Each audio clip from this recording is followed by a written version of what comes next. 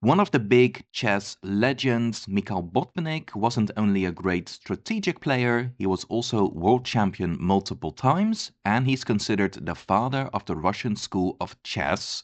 He was also very interested in chess computers, by the way. He was really ahead of his time. And when someone manages to compete in top-level chess for decades, like Botvinnik, then there are many great games for us to look at. I'm starting off with this very fine attacking game. This is from the famous Nottingham tournament from 1936. He played Milan Vidmar. Botvinnik had white and opened with c4. Botvinnik played the English opening many times. However, after e6, knight f3, d5 and d4, we've transposed to the Queen's Gambit declined. Now some standard developing moves, knight to f6, bishop to g5, bishop e7 and knight to c3. And after castles and e3, black can proceed in a number of ways. The most played move is h6, putting the question to the bishop. Usually white doesn't trade the bishop, so bishop to h4. And then black can play the Tartakover variation with b6, which is probably the most testing line for white. Or black can go for the Lasker defense with knight to e4, going for some piece trades. That's a safer way to play, but it's also more drawish. In the game, Vidmar played knight from b to d7, which is flexible for how he just develops, and maybe he'll play h6 later anyway.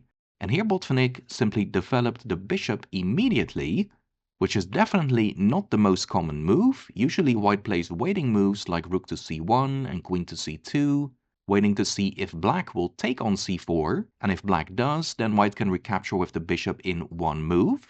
Now black could make Botvinnik waste a move by taking on c4, but that didn't happen. Instead, c5 was played, increasing the tension in the center. Also a logical move. Botvinnik castled, and here Vidmar decided to take on d4, and then on c4, leaving white with this isolated queen's pawn, which can be a good thing or a bad thing for white. Black can claim the pawn is weak and that he'll target the pawn and eventually win it. White, on the other hand, can try to use the pawn for the attack. The pawn does give white some space, so perhaps white can go knight to e5 and queen to f3 one day and start an attack. Or white can play d4, d5 at the right time. That's also a typical way of playing. It continued knight to b6, hitting the bishop, but more importantly, it controls d5, which immobilizes white's d-pawn.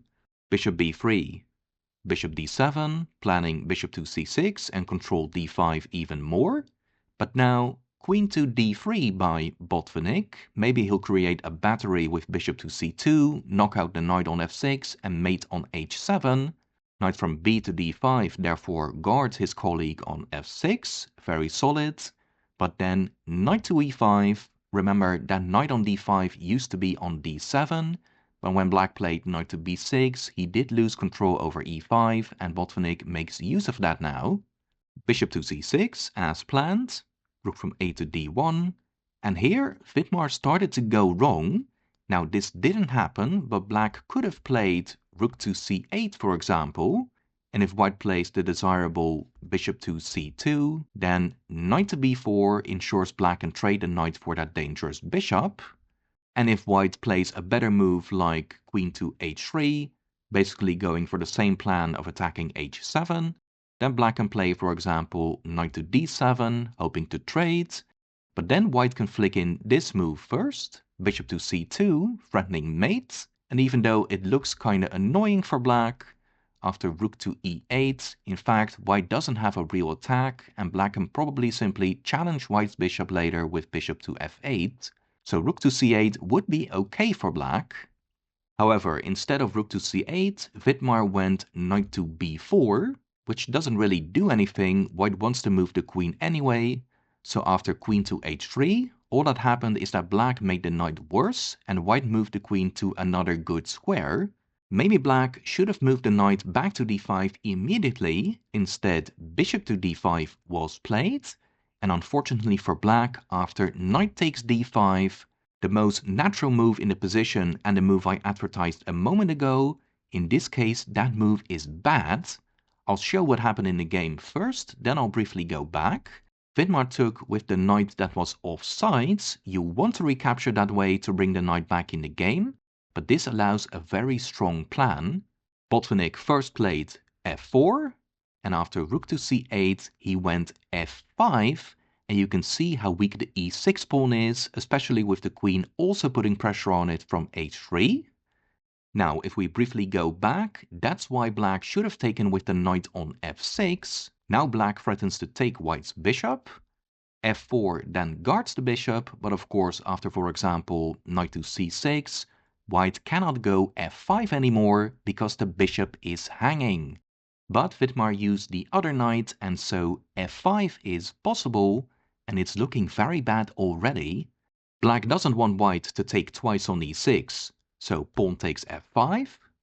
Botvinnik took with the rook, and after queen to d6, we'll see how powerful that bishop on b3 actually is, especially after white traded off black's e-pawn. Botvinnik played a great move. Knight takes f7, weakening the light squares even more, and black is really losing now.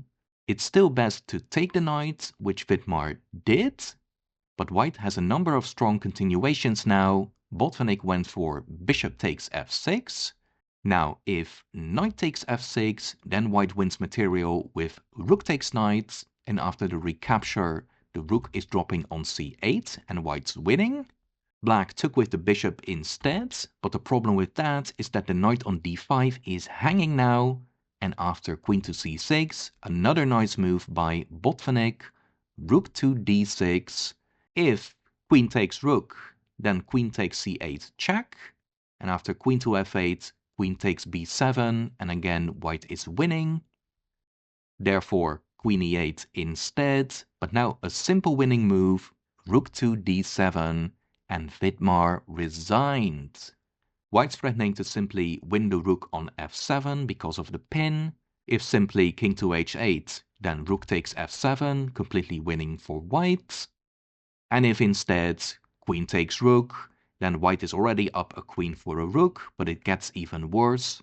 Both rooks are hanging, and if rook from c to f8, then white can keep it very simple with bishop takes rook check, rook takes, and after queen e8 check, rook f8, and queen e6 check, go d5, and once again a very simple win for white.